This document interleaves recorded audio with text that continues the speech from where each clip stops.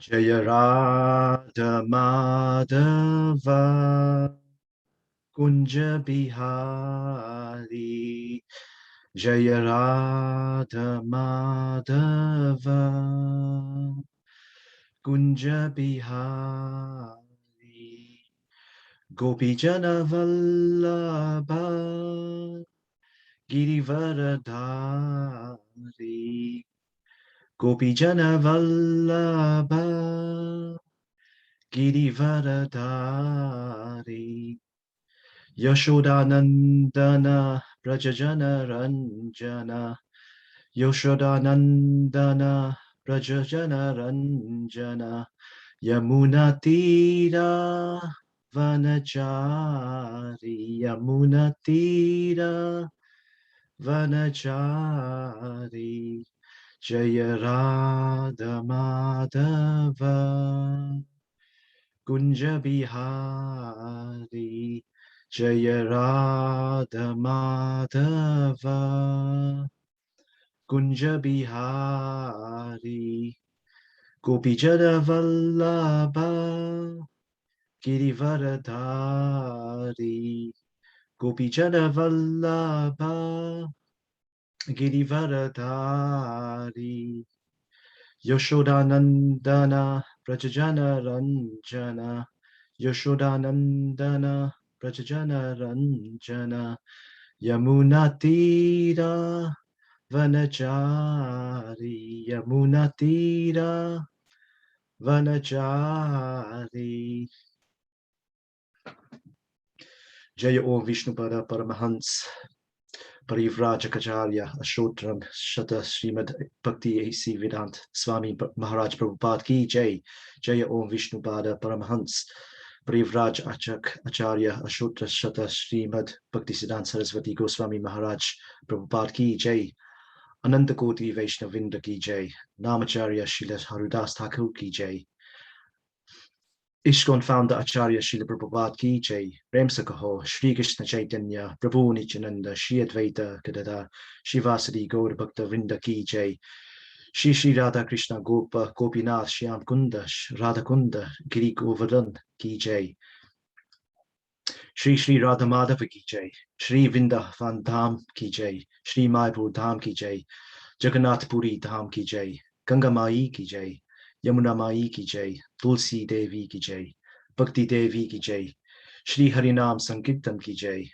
Brihad Mridanga Ki Jai, Samaveta Bhaktavinda Ki Jai, all glories to the assembled devotees, all glories to the assembled devotees, all glories to the assembled devotees.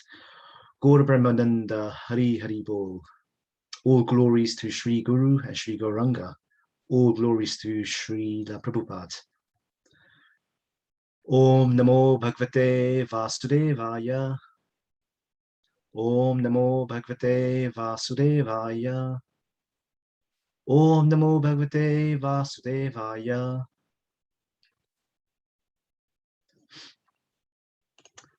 I'm just going to turn to the verses. If Kiran Prabhu, if you can kindly put the verses on the screen, if that's okay. Let me try, Prabhu. I'm not in front of my laptop. Let me try on my phone.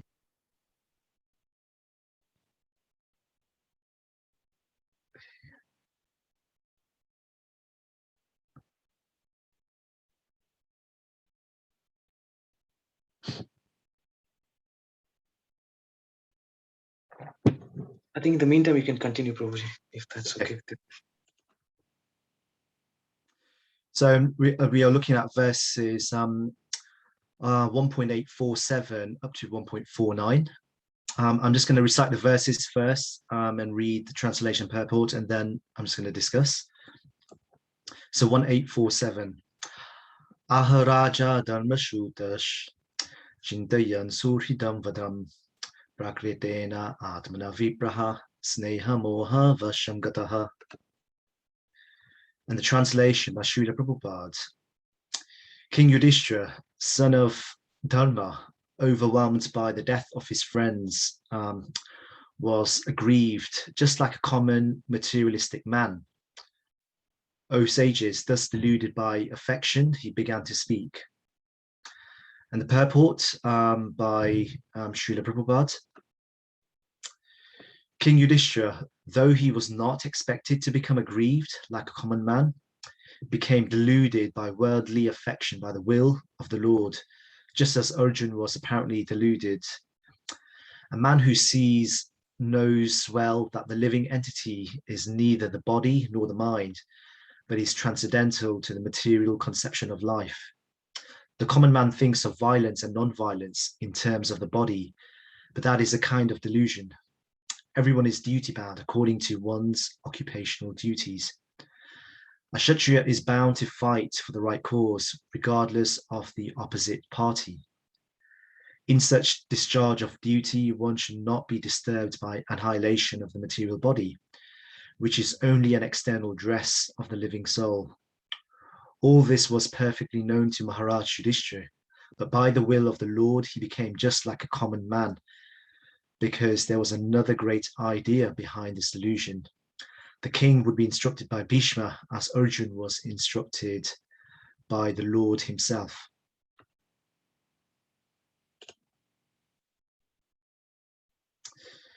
Um, 1.8.48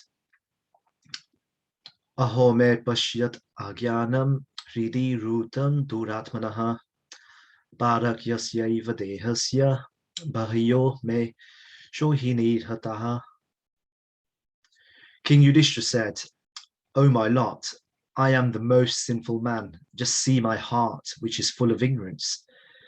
This body, which is ultimately meant for others, has killed many, many phalanxes of men." And the purport by Bhaktivedanta Srila Prabhupada. A solid phalanx of 21.9 thousand chariots, 21.9 thousand elephants, and around 110,000 infantry, and just over 65,000 cavalry is called an Akshohini. And many Akshohinis were killed on the battlefield of Kurukshetra. Maharaj Yudhishthira, as the most pious king of the world, takes for himself the responsibility for killing such a huge number of living beings, because the battle was fought to reinstate him on the throne. This body is, after all, meant for others. While there is life in the body, it is meant for the service of others. And when it is dead, it is meant to be eaten by dogs and jackals or maggots. He is sorry because for such a temporary body, such a huge massacre was committed. And the very last verse 1.8.49. Baladvija Suri Namitra Pitra Bratar Guru Druhu Namesyani Yan Moksha He Api Versayut Ayutehe. I have killed many boys, brahmanas, well-wishers, friends, parents, preceptors, and brothers. Though I live millions of years, I will not be relieved from the hell that awaits me for all these sins. And then the purport by Prabhupada. Whenever there is war, there is certainly a massacre of many innocent living beings, such as boys, brahmanas, and women, whose killing is considered to be the greatest of sins. They are all innocent creatures, and in all circumstances, killing of them is forbidden in the scriptures. Maharaj Yudhishthira was aware of these mass killings. Similarly, there were friends, parents, and preceptors also on both sides, and all of them were killed. It was simply horrible for him to think of such killing, and therefore he was thinking of residing in hell for millions and billions of years. Before I get into the discussion, I am just going to recite the Mangalacharan prayers. Om Gyan Dimarandasya Gyan Jana Shlakaya Chakshurun Militam Yena Tasmai Shri Guruvay Namaha Shri Chaitanya Manubhishtam Stapitam Yena Bhutale Swayam Rupa Kadamayam Dadati Swapadantikam Vandeham Shri Guru Shri Utupalakamalam Shri Guru Vaishnavamscha Shri Rupam Sagrajatam Sagana Lagunatam Vitam Tam Sajivam Sadvaitam Sahuduitam Parichana Sahitam Krishna Chaitanya Devam Shri Radha Krishna Padan Sahagana Lalita Shri Vishakan Vitamscha He Krishna Karuna Sindhu Dinabandhu Jagatpate Gopisha Gopika Kanta Radha Kanta Namostate Tapta Kanchana Gaurangi Radhe Vrindavaneshwari Vishavanu Sutadevi Banamami Haripriye Vanchakalpa Tarupyasha Kripa Sandubhya Vacha Patitanam Pavanabhyo Vaishnavabhyo Namo Namaha. Jai Shri Krishna Chaitanya Prabhu Nityananda Shri Advaita Gadadara Shivasadi Gaur Bhaktavinda. Hare Krishna Krishna Krishna Hare Hare Hare Rama Rama Rama Hare Hare.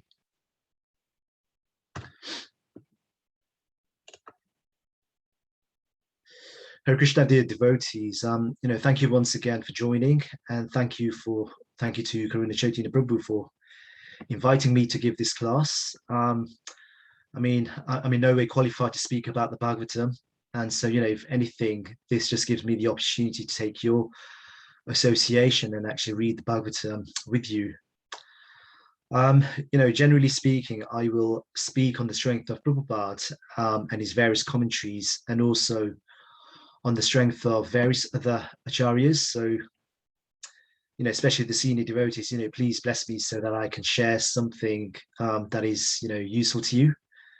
Many of you are, senior devotees here, so please engage with me and tell me if I've missed anything or have misrepresented anything. And thank you to those who are also joining for the first time. I think I see some new names, so welcome.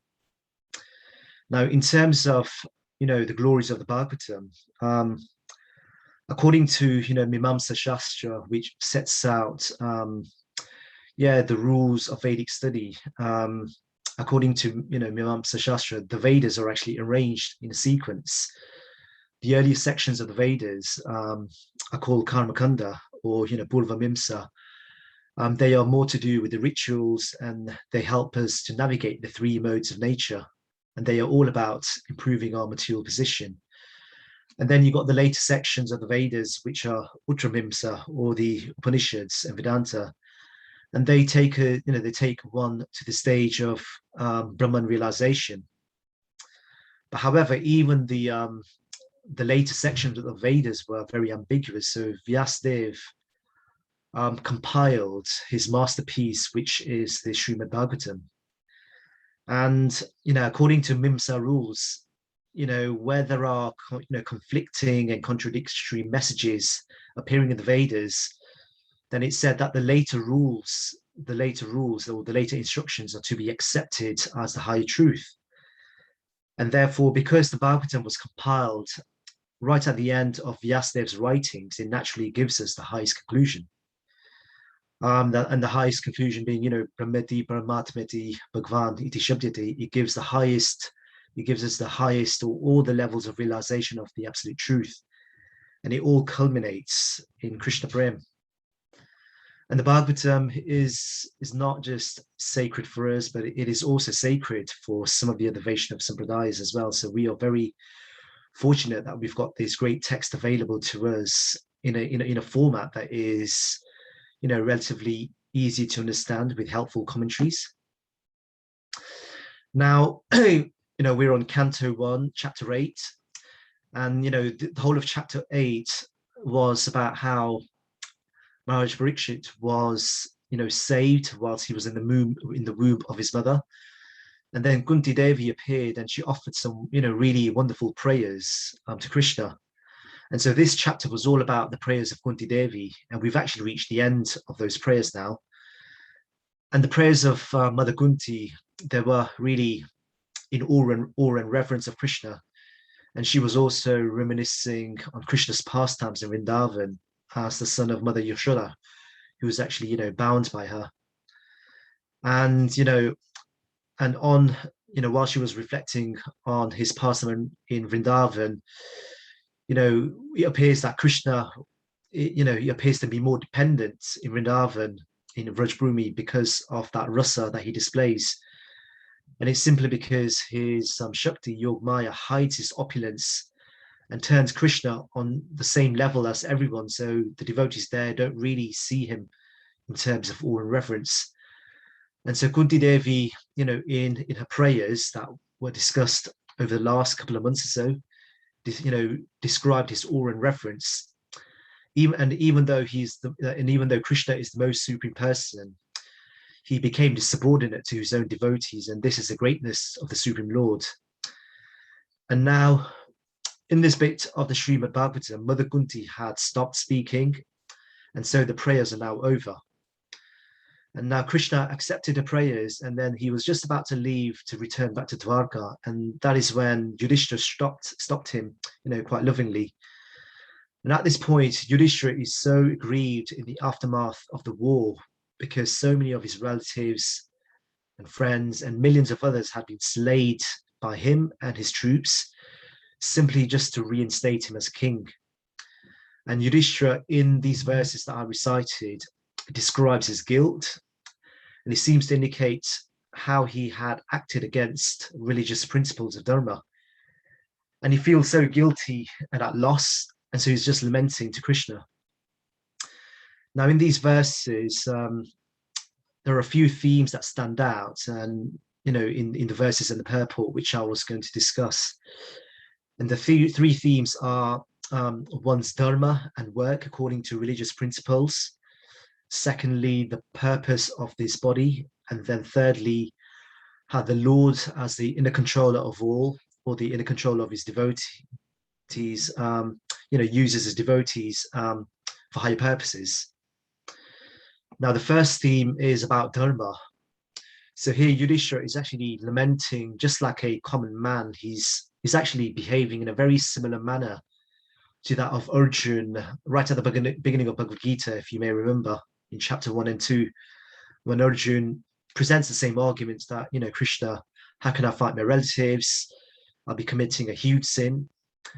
And so right now, right after the war, Maharaj Yudhishthira, as the most pious king of the world, was taking responsibility of killing such a huge number of people, because the battle was just fought to reinstate him on the throne. And so he was clearly feeling guilty. But here, Yudhishthira is actually talking from the level of Dharma Shastra and Artha Shastra. And Dharma Shastra sets out the rules of engagement for war. And Dharma Shastra actually says that killing one's friends and relatives is not permitted. And one of the rules is not to kill anyone who is innocent or someone who's fleeing or has surrendered. But Artha Shastra, on the other hand, says that aggressors must be, can be punished. And so Yudhishthira is, a bit confused, just like Arjun was, as to which of the Shastras is more relevant and which one he has violated. And an example of, someone who followed these rules is Maharaj Parikshit, when he's older and when he's king, he sees Kali personified trying to kill, this bull.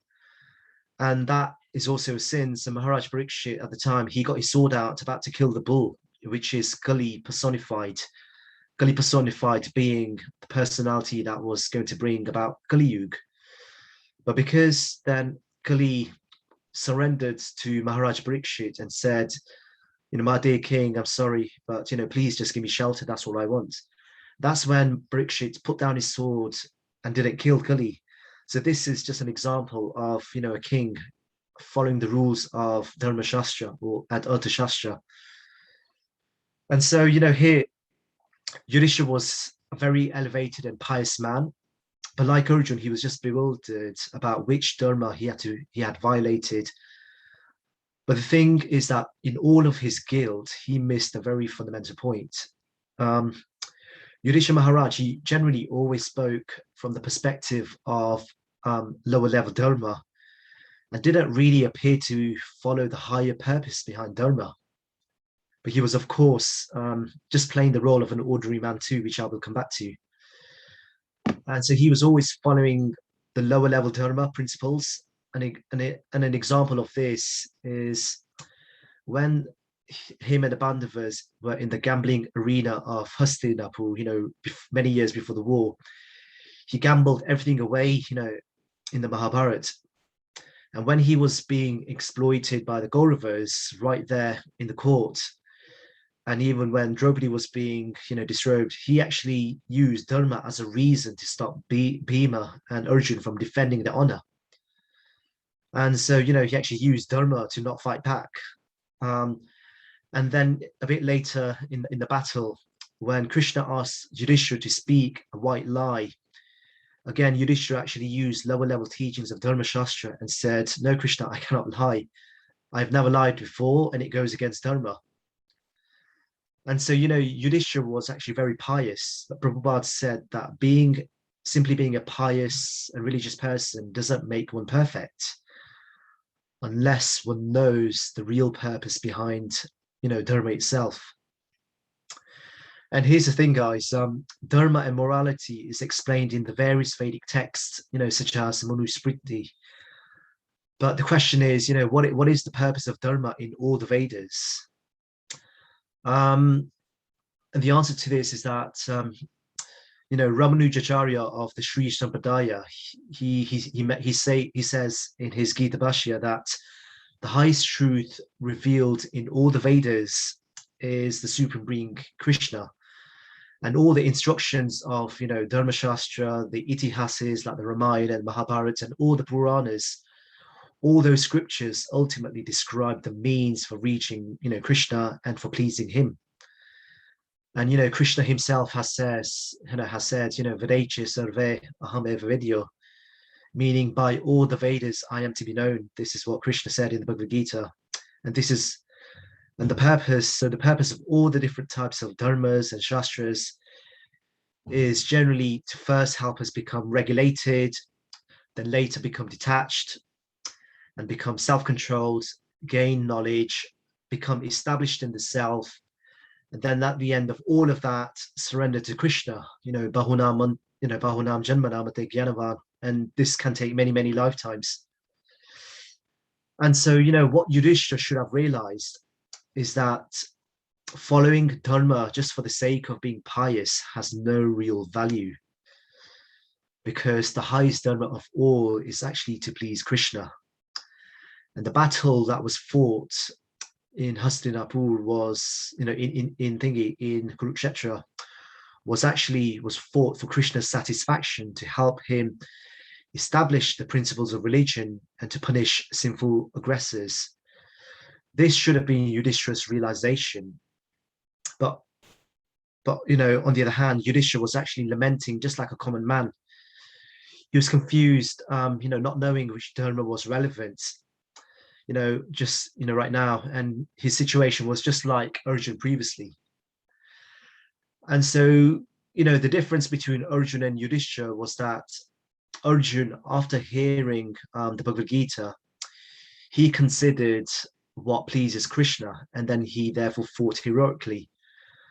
But Yudhishthira, on the other hand, was always thinking about his own personal consideration, only in the context of lower level dharma. And so therefore, Prabhupada actually says that Arjun was therefore a higher grade devotee than Yudhishthira. An example of this is when, like I was saying, when Yudhishthira was asked to speak a lie by Krishna, Yudhishthira thought that, gosh, if I speak a lie, it will be sinful and I will be punished, etc., as per Dharma Shastra. But the thing is that this is the Gunmi way of looking at things. And the devotees don't actually think like this. A devotee would actually think to themselves that actually it might be sinful if I lie for Krishna, but if it pleases Krishna, then I must do it. And this is how, how a devotee comes to a decision. And, an example of how a devotee sees pleasing Krishna as a supreme priority, an example of this is one of the pastimes of Krishna in Dwarka. When Krishna was ill, no one could cure him. This was his Leela, of course. No one could cure him one day. And so Krishna suggested his own medicine, which was for one of his own devotees to bring the dust off the lotus feet and put it on Krishna's head. And many devotees, when they heard this, they said, oh my God, no way. How can I actually do that to the Supreme Being? I will just incur sin and go to hell. But that was the general reaction by many devotees. And they were thinking, again, from the perspective of Dharma Shastra. But it was only the gopis that volunteered and did what Krishna wanted. And they took the view that even if we have to go to hell and face sinful reactions, then I don't care, as long as Krishna is cured. And so therefore, this is the sign of a topmost devotee, where the highest dharma of all is actually pleasing Krishna. And all other dharmas become secondary in nature. But in contrast, Yudhishthira, although a great devotee of the Lord, was always more concerned about the Dharma and Artha Shastra. Another example is, again, just the gopis who, in their Madhurya Rasa, would leave the husbands to see Krishna. And, from the perspective of lower level Dharma, this would be condemned. But through the levels of, the absolute truth and bhakti scriptures, this is glorified as the highest rasa, Krishna Prem. And so therefore, long story short, what that really means is that a devotee is prepared to do anything without any consideration. There is no personal, desire. When devotees are undertaking dharma, they always put Krishna right in the center. And so going back to Yudhishthira, although he was looking at the outcome of the war from a Dharma Shastra perspective, but interestingly, the Srimad Bhagavatam itself is not at all concerned about lower level Dharma. Because, right at the beginning of the Bhagavatam, the sages ask Sutta Goswami the question that, dear sage, there are many, many scriptures written about, one's prescribed duties and about Dharma, but they all say different things. Please tell us the essence of all of these teachings. And what is the answer to all of that? The sage says, Save bumsam paro dharma yato bhaktir adokshache, meaning that the supreme dharma for all humanity is attaining loving devotional service in an unmotivated and uninterrupted manner. And so therefore, Vyasadeva in his final conclusion really makes a point that amongst all dharmas, the highest is, attaining devotional service and not being tainted by and distracted by other dharmas. And, there's another wonderful pastime later in the Bhagavatam that really hits home with this point, for me anyway. When Ajamil was freed by the, Vishnu Duttas, in the pastime, when Ajamil committed many sins, he called out to Narayan. The Yamadutas were taking him away, but Vishnu Duttas intervened and saved him. And so when Ajamil was freed, the Yamadutas went away and then returned back to Yamraj. And they said to Yamraj that, my dear Lord, we were following your orders and we're about to punish a sinful person in accordance with the principles of Dharma. But then we were overridden by these other great personalities, the Vishnu Duttas. So, what is going on? What are these contradictions in the rules of Dharma? How many rulers are there? And then Yamraj responds, and he essentially says that because of Maya, people get caught up with the flowery language of the Vedas. They get caught up in the superficial rules of religion and try to follow them. But they cannot understand the transcendental value of performing devotional service or the chanting of the holy name. And so therefore, that is the reason why Ajamil, transcended all other superficial rules. And so similarly here, Yudhishthira was just lamenting from the point of view of Dharma Shastra or the lower level Dharma teachings. But he was forgetting that doing any activity in service of Krishna and under his direction is not sinful at all, but it is actually liberating to the person. So what that means is that following Dharma for the sake of righteousness, for the sake of piety, for reputation, image, and just for the sake of avoiding sin actually has no value at all unless it can be dovetailed with devotional service to Krishna.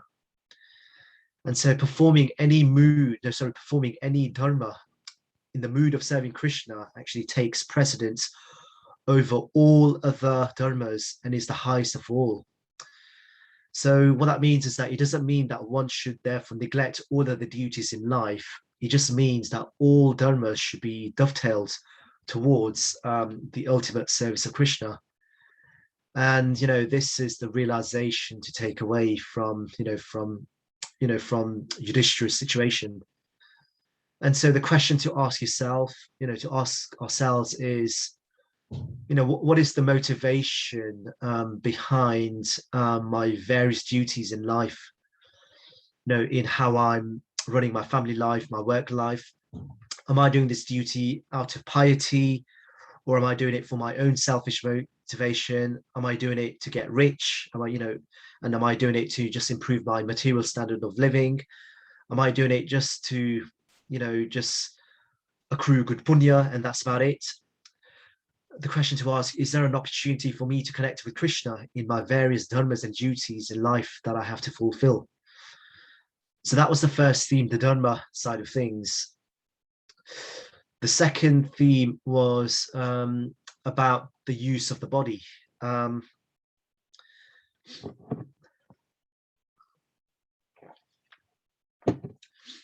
So Maharaj Yudhishthira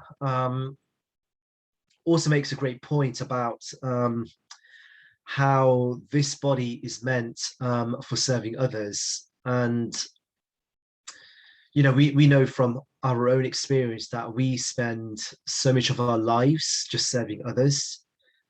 Like, for example, when we are young, we serve our parents. At work, we serve our bosses. At home, we serve our families. One serves the partner, one serves the kids. And ultimately, we all tend to be just serving Maya. We serve absolutely everyone except for Krishna sometimes. And so, when Yudhishthira is making this point about serving others, he is aware that this body is just like a vehicle to be used in the service of others. And, as king of the world, his dharma was to actually serve and protect his praja, his people. So, Yudhishthira, being very intelligent, he has great spiritual knowledge. He is aware that I am not the body, but I am the spirit soul, Aham Brahmasmi.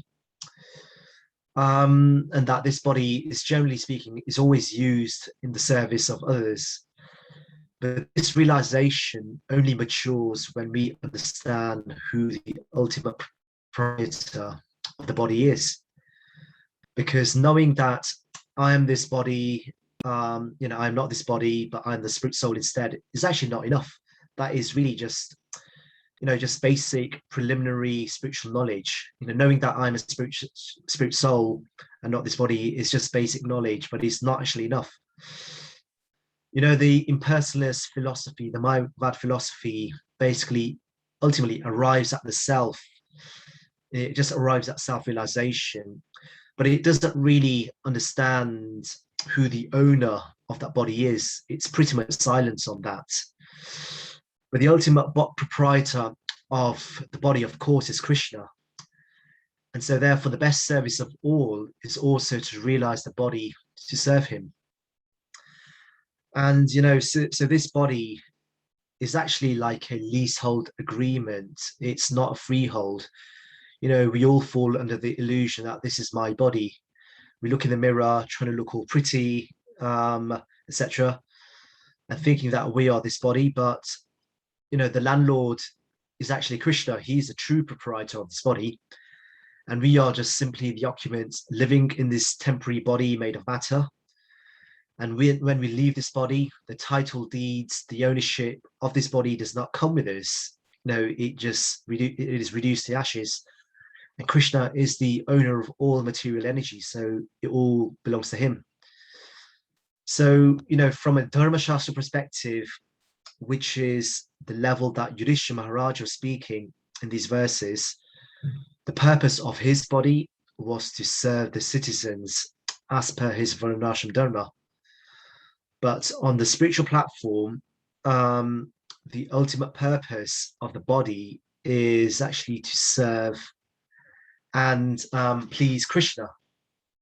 And, in, I think, in chapter 12 of the Bhagavad Gita, Krishna says that his devotees are nirmamo ahankara, meaning that my devotees have no sense of proprietorship and they are without false ego. And And, devotees are free from all dualities. They are beyond happiness, distress, beyond auspiciousness and inauspiciousness. And, they claim no sense of proprietorship.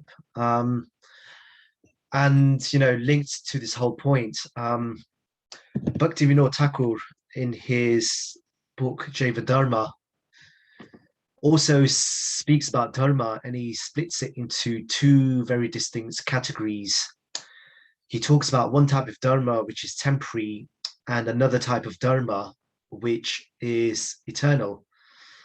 And the first dharma is basically what he describes as naimitika dharma, and he basically says that naimitika dharma are basically just temporary duties, such as service to others, service to family, the performing, the fruitive rituals of religion, Gyan Yoga, Ashtanga Yoga, Varnashram Dharma. All of these things are described as just temporary or naimitika.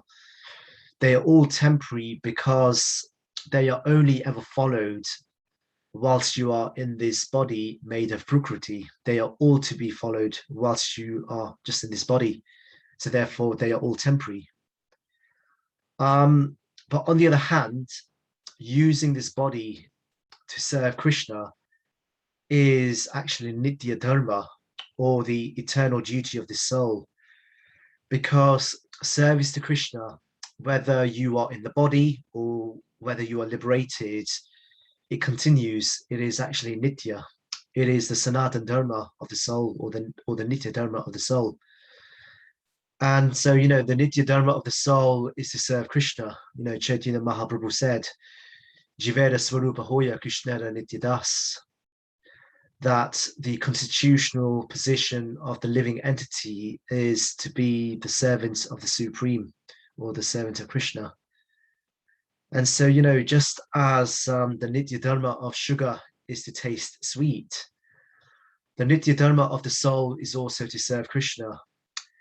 So therefore, going back to Yudhishthira's point, the greatest use of this body is also to serve Krishna. And so, we generally, in our day-to-day lives, we get so caught up in serving so many things. We get caught up in our family life, we get caught up in our work life, and we tend to use our body to serve our just immediate family and relatives, and work, etc. And we use this body just to make ourselves happy. We decorate this body to make ourselves happy. We maintain our body just to make ourselves happy. But all of that is on a superficial level. And many times, and even I'm guilty of this, I forget that actually I'm not the owner of this body. I'm just a tenant on a short-term basis. And yes, I need to maintain this body because that is what it says in my contract with the landlord. But the ultimate proprietor is the landlord himself, who's Krishna, and I must utilize it to serve him. And it's very easy to forget this, especially when you're engrossed in your work and family life. And so, what does all of this mean to us? I've talked about dharma, and I've talked about the use of this body. So what does it mean for us then? And I am just looking at the names of some of the people here, most of whom I recognize. Looking at most of the names here, many people here are, grahastas or working class people. And so therefore, all of us, we have many dharmas to fulfill in our lives with respect to our varna and ashram that we are situated in. And so, in terms of our own varna, you will be engaged in work of your choice. You may be a doctor or an accountant or an IT person, or you may be working in healthcare. It doesn't matter. But, as per Dharma Shastra, one should make an honest and ethical living. But ultimately, the work should also be used to serve Krishna by dedicating some of the results back to him. And so, whatever you can offer to Krishna, whether it's your time or some of your wealth, it is a great thing to do, because he will free one from karmic reactions. And, there's a true story that I heard. There was this person in Mumbai who's an accountant, and a few years ago, his business was actually struggling. He was struggling to get business as an accountant, and he was going to the ISKCON temple there, always praying. And then one day he prayed to the deities, and he said to my dear Krishna, I would like to invite you to become my business partner. I am really struggling, but I really want to invite you to become my business partner and works side by side. And I promise you that I will give to you half of the profits. And he made this pledge to the deities in the temple. And then, sooner or later, after some time, his business actually flourished. And he did keep his words. He dedicated half the results, half the profits of his accountancy business to the lordships, to those deities in the temple. And so, very inspiring. That's just one example of a businessman who actually, got into a business partnership with the Supreme Lord himself, and his fortune just changed. And how does that work?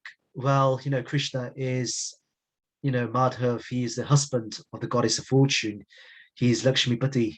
And so therefore, one cannot, gain any permanent or any enduring material prosperity if they are blessed by the Supreme Lord himself. And and another example is that during Diwali time as well, many of us, or many Hindus, will greet, wish each other with a happy, prosperous year, which is fine. And many people also go about worshipping and doing puja towards Lakshmi Devi, the goddess of fortune, but just on her own, and really praying to her for great material success. But that isn't really the right way of worshipping Lakshmi Devi, because Lakshmi Devi should always be worshipped alongside her Lord, which is Narayan. And so therefore, even in our household, when we do this puja during Diwali time and do Lakshmi Puja, we worship Lakshmi Devi alongside Narayan. And, rather than asking for material success and prosperity in the new year, we try to ask for, spiritual prosperity. And, if one, invites the Lord to stay in their own home, then his Shakti itself, which is Lakshmi Devi, will also accompany him. And so therefore, one should always go about undertaking their material deeds, their dharmic deeds, in pursuance of serving Krishna and involve him as well. So that's really the Varna side of things. Then, the other dharma that we all have is with respect to our ashram. So within the ashram that we're in, we've also got various dharmas to fulfill. When one is in the brahmachari ashram, then one just needs to really follow the instructions of the guru, and really be celibate and really have a very strict lifestyle. But for grahasthas, their dharma are different to that of a brahmachari. And so many of you here are grahasthas, or probably will be entering the grahastha ashram. So, for grahasthas, Rishabhadev in the Bhagavatam says that a man should not get married unless he can deliver his dependents from repeated birth and death. And I think that is mind-blowing. That is really profound, So it just shows that being a grahastha is not so cheap. A man should not get married unless he can deliver his dependents from repeated birth and death, and that is one of his dharmas. And then, secondly, a couple should not have children unless they can deliver their offspring from repeated birth and death. And so the dharma of the parents is also to be the first guru to their, to the children. The Grahastha ashram is, one of the pillars of the Grahastha ashram is actually dharma itself, alongside Artha, Kam, and Moksha. And so, the Grihastha ashram is meant to be about living a principled life. And as part of that, one is supposed to give to charity and have, Krishna at the center.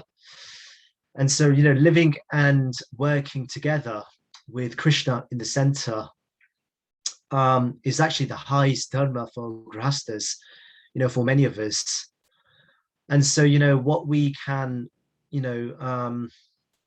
take away from Yudhishthira Maharaja's situation is that whilst we all have various duties to fulfill in life, such as work, family, society, etc., amongst all of those things, we mustn't forget our highest dharma of all, which is our nitya dharma, which is to do everything in dedication to Krishna. And so, we should, really mold or try to mold our lives in such a way that all of our duties and various dharmas actually help us to ultimately remember Krishna and stay close to him at all times. And this is like a profound message by Kunti Devi herself in her prayers. She was saying that she was saying that put me in trouble so that at least I can remember you. And she also makes a point that all these other kinds of dharmas and relationships is almost like a distraction. But from our perspective, it doesn't. All these other dharmas and family and work duties doesn't necessarily need to be a distraction, unless if we actually dovetail all of those things in service of Krishna instead. And that's that's a big sort of takeaway. And so what we can take away from Yudhishthira's situation is that just don't forget our highest nitya dharma, because if we don't do that, then what will happen is that we will remain divorced from Krishna, and then we become captured by the three modes of nature. If we just live family life and work life just for the sake of material success and material enjoyment, and we exclude Krishna being in the center, then what happens is that Maya will completely capture us, and then then it just almost becomes almost a downward spiral. We become captured by the forces of material nature, and then we become just bound and remain bonded. And so in this situation, this is why Yudhishthira was bewildered. He was really thinking about things from the lower level modes of nature through the perspective of lower level dharma. And he was really thinking about his role more out of his own personal consideration, rather than thinking, have I pleased Krishna? And so he was thinking more about right and wrong from the lens of Dharma Shastra. But Krishna in the Bhagavad Gita says that my devotees don't care about what is auspicious and what is inauspicious. They serve me without any consideration. And even one of the most important verses of the Bhakti Rasamrita Sindhu, he talks about doing devotion that is devoid of gyan, devoid of karma. Anya bilashite sunyam, gyana karmadi anavitam. And even Prabhupada made a point that one should be neither pious nor impious. Don't worry about being pious nor impious in the context of religious principles, but one should simply just be a devotee and surrender unto the lotus feet of Krishna. And why? And why is that? Because by doing that, Krishna frees one from sinful reactions. And that's why Krishna, one of Krishna's most supreme instruction is Manmanabhava Madbhakto, always think of me. And he says, abandon all varieties of dharma and just surrender unto me. Sarvadharman dharman paritijya. Now, the third theme I was going to look at was how the Lord himself actually deludes his own devotees for a higher purpose. So I've talked about the dharma aspect of things and how one should utilize the body. But there's a whole other angle to this as well that I didn't want to leave out. And so, when one actually reads the vast Vedic literature, particularly the Puranas and the Itihas, it becomes evident that the Lord works in so many mysterious ways that it's so bewildering. And what is quite mind-blowing in all of this is that Yudhishthira was actually, he was no ordinary person. He was actually the son of Dharmaraj. And as such, Maharaj Yudhishthira was the knower of all dharma and religious principles. And the question is, how did he become so bewildered at this point in time? And just rewinding back, there's a pastime in the Mahabharata where the Pandavas have a dialogue with a yaksha. The Pandavas take it in turns to get some drinking water. And this yaksha, one by one, stops each of the Pandavas. The yaksha challenges each of the Pandavas, but the Pandavas, being Kshatriyas, they say, forget you, I'm not going to listen to you, yaksha. I am just going to take the water and leave. And because they are disobedient to the yaksha basically, just kills them temporarily. And then at the end, Yudhishthira Maharaj appears in front of this yaksha. He's lamenting that the Pandavas are gone, and the yaksha says that, okay, Yudhishthira, I will bring that back to life, but if you answer some of my questions. And this yaksha asks so many profound questions, and Maharaj Yudhishthira answers all of them. And this yaksha turns out that he's not a yaksha, but he's actually Dharmaraj himself, the father of Yudhishthira. And he's very, very pleased with his son Yudhishthira because he passed the test. And Maharaj Yudhishthira, knew the answers to all the questions. But here in these verses, right after the war, he was actually lamenting just like a common materialistic man. If anything, Yudhishthira was behaving as if he had committed a horrible crime, like running someone over with a car on purpose. And that's how Yudhishthira was actually behaving. And so the big question is, how is it that Yudhishthira Maharaj, who was a knower of all dharma, very elevated soul, became deluded and confused? Well, the answer to that is kind of given in the purport. And the answer was that the Lord sometimes puts his own devotees in a state of delusion to accomplish a higher purpose.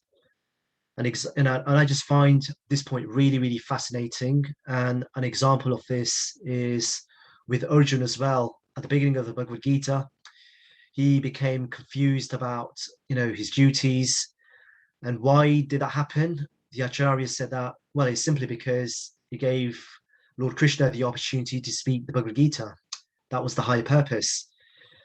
Then, Maharaj Parikshit as well, later on in life, he commits, a silly mistake. He offends a Brahmin. He puts a snake around this Brahmana's neck. He gets cursed. And, he does all of these things out of character. But the high purpose behind that was so that the Bhagavatam could be recited. And another one which completely blows me away is Jay and Vijay, the gatekeepers of Vaikuntha. They were cursed as well by the four Kumaras. But what was the master plan behind that? Well, Lord Vishnu just simply wanted Jay and Vijay to play the role of his own enemies and take birth as Hiranyaksh and Hiranyakshpu and Ravana, Kumbhkarna, etc. And so therefore, even in this situation, Yudhishthira was bewildered, so that ultimately, the high purpose for that Bhishma Dev could then ultimately, instruct him on Raj Dharma, and then also recite the Vishnu Sahasranam Stotra and ultimately convince Yudhishthira Maharaj to become king. And that was the high purpose. And this is what Krishna wanted to do, for Yudhishthira to go to Bhishma. And then, the high purpose being that Bhishma Dev then has darshan of Krishna at his final stages. So this is what Krishna orchestrated. And so, the Lord appears for the pleasure of his own devotees under his own supreme will. But at the same time, he brings with him his entourage, and he gets his devotees to take birth, or he gets the of the demigods to take birth and play different roles. And for example, Arjuna and Krishna, they are eternal associates. They are none other than Nara and Narayan, as per the Mahabharata. And so sometimes, Krishna gets his own devotees to play the role of his enemies, even sometimes. And I find that astonishing and quite amusing. And so, he does this by deluding his own devotees. And how does he do this? He does this because, he is the Antaryami of all. And, there's this wonderful verse in the Brihad Aranyaka Upanishad very poetically describes how the Antaryami, works. Yeah, and it says something like ya prithivya tistan prithivya antara yam prithivi naveda. And the Upanishad says that he inhabits the earth from within, and even the earth deity itself doesn't know him. And the body is the earth itself, and he controls the earth from within, and that is the supreme internal ruler. And the Upanishads goes on to say that, he who inhabits the water from within and whom the water deity itself doesn't know, that is the Antaryami. And so, Adi Shankaracharya describes this Antaryami as none other than Narayan itself. And so, Krishna in this way, as this inner ruler of all, controls and can bewilder absolutely anyone. And so, in these pastimes, in these many, many pastimes, when we therefore see his devotees being confused, we shouldn't criticize them. And sometimes, even if they act in an abominable way, we shouldn't look down on them, because that would also be Vaishnav Aparad. And so sometimes someone may say, gosh, look at Arjuna and Yudhishthira, they were just like Gurmis. But the answer is no, they're not. This is the Lord's Leela. Or sometimes they may say that, oh, Lord Ram, he got his karma and he was separated from Sita. But no, that's not true either. This is the Leela of the Lord. So, we shouldn't really speculate about these situations, and we should turn to those that are senior to us, or turn to the works of bona fide acharyas. I'm just going to finish, but I am just going to very briefly summarize and just give like a very short conclusion. So I talked about some of the different categories of dharma and how there are many dharmas, but the key thing is that following prescribed duties and religious principles just for the sake of following them for piety, etc., has no value at all, unless they are followed in pursuance of serving Krishna. So all dharmas should actually be, always dovetail towards the ultimate service of Krishna. And as Prabhupada said, that being pious or religious isn't actually good enough. And then Maharaj Yudhishthira said that this body is meant for serving others, but we ourselves should take this further and realize that this body is like a house, given to us by Krishna on a leasehold basis. So we should maintain it, look after it, but ultimately try to use it in his service more and more. And then very lastly, the Lord is just bewildering. In his numerous leelas, he puts his own devotees in a state of, delusion. And, there is always a higher purpose behind these pastimes. So therefore, we shouldn't criticize the devotees in these pastimes, but we should learn from them and, approach a senior learned devotee if we need to. But this is where I'm going to end. I really appreciate you coming to listen, but I welcome any questions and comments at this stage. Please feel free to tell me if I've missed anything, or if there's any angles that I have missed out on. I welcome any thoughts, reflections. Hare Krishna Prabhu. Hare Krishna Prabhu. Bhaktiman Prabhu.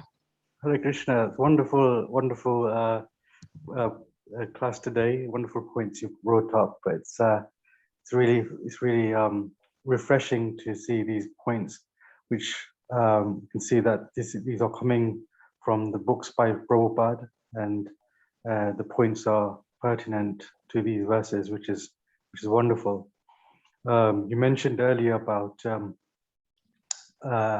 Karma Kand, and there's actually 3 portions which are described. You've got the Karma Kand, you've got the Upasana Kand, and you've got then the cream of Vedanta, which is Bhakti Vedanta. Now, this is where those who consider Hinduism, or follow the teaching, or follow sort of this philosophical system, the tendency is to follow Karma Kand and Upasana Kand. But Bhakti Vedanta portion is practically unheard of. Now, Bhakti Vedanta is the cream of Vedanta. That's what this is. So with Karma Kand is to do with performing actions that lead to more and more fruitive great gain. And Upasana Kand is to do with achieving the heavenly abodes, or Swarag, as it is commonly known. But these ultimately lead to suffering, and actually the heavenly abodes are also considered, in one sense, hellish existence, because after exhausting your pious credit, you have to come back into the material, onto the earth, and perform karmas again. The point being is that Bhakti Vedanta, the essence we're finding is that is the chanting of the holy name, and which we find in the 11th canto, Krishna Varnam Tusha Krishna Sangam Pangas Pashna Vignesan Kitna Praya Yajanti Hishu Medasha. So Sumedasha relates to the idea of someone who's got good brain substance, as opposed to Alpamedasha, which is not very good brain substance. So how do we ensure that, when we're practicing Krishna consciousness, we don't fall into the realms of Karma Kand and Upasana Kand, as opposed to Vedanta, as opposed to Bhakti Vedanta? And how do we ensure that others are also given the same message, so that their generation of people, or the next generation, can benefit, so they don't mix up the 3 and fall into the realms of Bhukti, Mukti, and Siddhi? Because these are not the aspirational objectives of Krishna consciousness. So I think you've got 2 main questions. How do we avoid become karmis or gyanis, ultimately? And how do we ensure that others around us, especially, family, etc., also don't fall into that trap? So how do we prevent ourselves? I mean, so this is where, is that right? Ultimately, in a nutshell.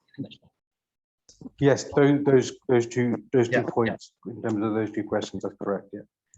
So the first point, how do we avoid? Well, so the forces of Maya are so strong, because all other paths, they are kind of, especially the Karma Kand, which makes up the majority section of the Vedas, they are all about attaining good, fruitive results, and it's attractive to the majority of people. And even talking broader beyond Sanatana Dharma, looking at the Abrahamic traditions as well, they are more about moral code of conduct and how to improve your karma. It's about what to do or not to do, and it's about being a good person. And all of this helps one become elevated gradually to the mode of goodness. But the mode of goodness isn't good.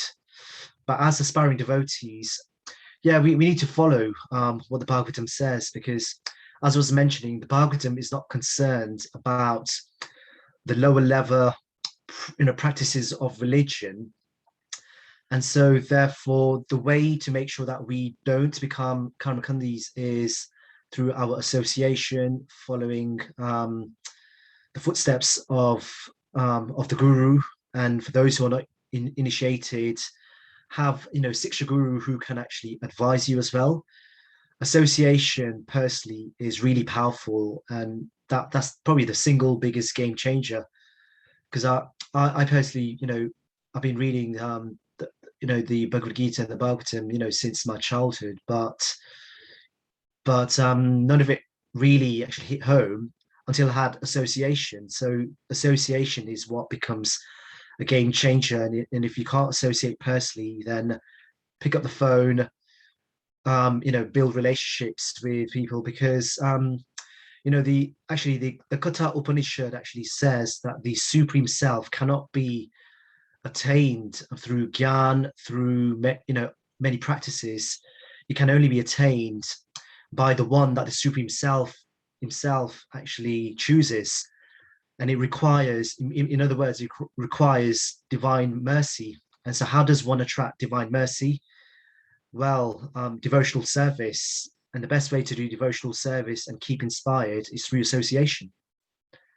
And that is really the answer. And if you have the good association, then you will follow the regulated practices of bhakti yoga. And without that, without association, you cannot attain bhakti. Bhakti is not just a theoretical treatise that you read and then it happens, because Krishna, Bhakti Rasamrita Sindhu actually says that bhakti is rarely granted. One can attain the fruits of karma, one can attain Brahman realization through the path of Gyan Yoga, but bhakti is very, very rarely achieved. Krishna says, my devotees are very, very rare. And the only way you can really attain bhakti is either if Krishna gives you his mercy directly, or if the devotees give you mercy themselves, so therefore associate with the devotees. And also, because of the nature of our sampradaya, we should also give association to others. And that's what we try to do in the Leicester congregation. We've got the College of Vedic Studies, and we try to give sadhu sangha to others, to the new students. And for those devotees here who are senior, should also, as part of the service, try to be a friend to other devotees who are still trying to make progress, because that is the mood of Prabhupada. One who shares his knowledge with others is very, very dear to me, as Krishna says. Ultimately, does that help? Does that make sense, Prabhu? Yes, Hare Krishna, that's wonderful. You mentioned about association.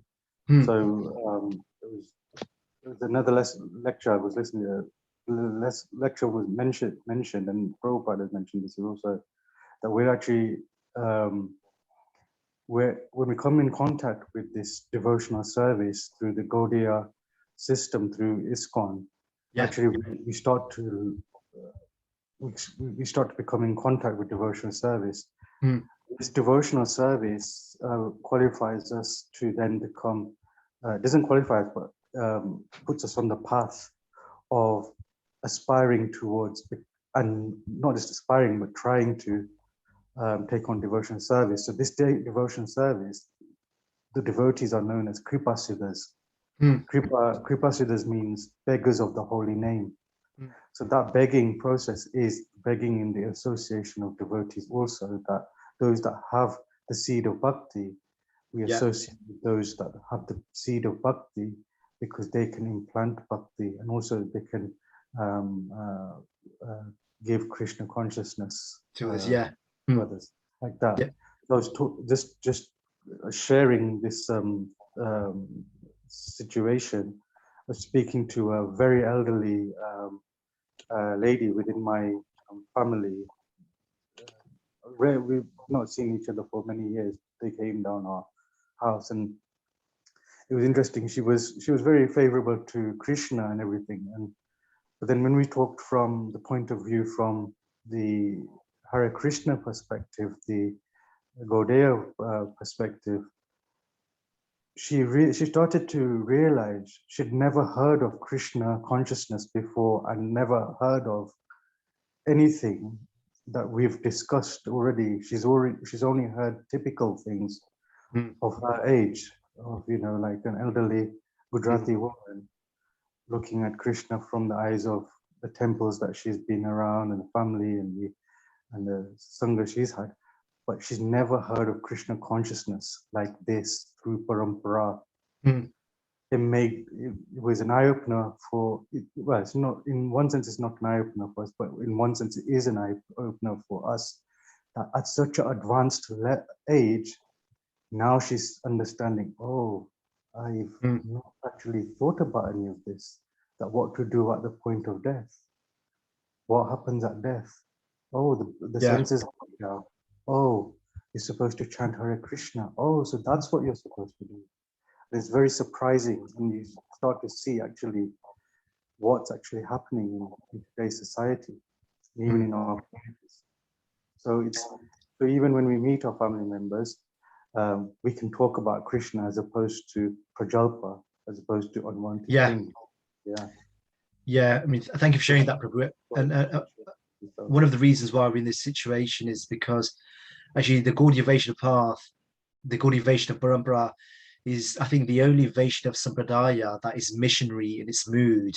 We following the footsteps of Chaitanya Mahaprabhu, and it was he himself that prophesied that the holy name should be, you know, shared with everyone across the world, and our acharyas are simply following those footsteps, whereas the other Vaishnava Sampradayas, which are also extraordinary, they have a somewhat different mood, and so therefore many of the elderly generations, especially the Gujarati ones, they've probably followed in, like, there's Rudra Sampradaya, because that is predominantly Gujarati, for example.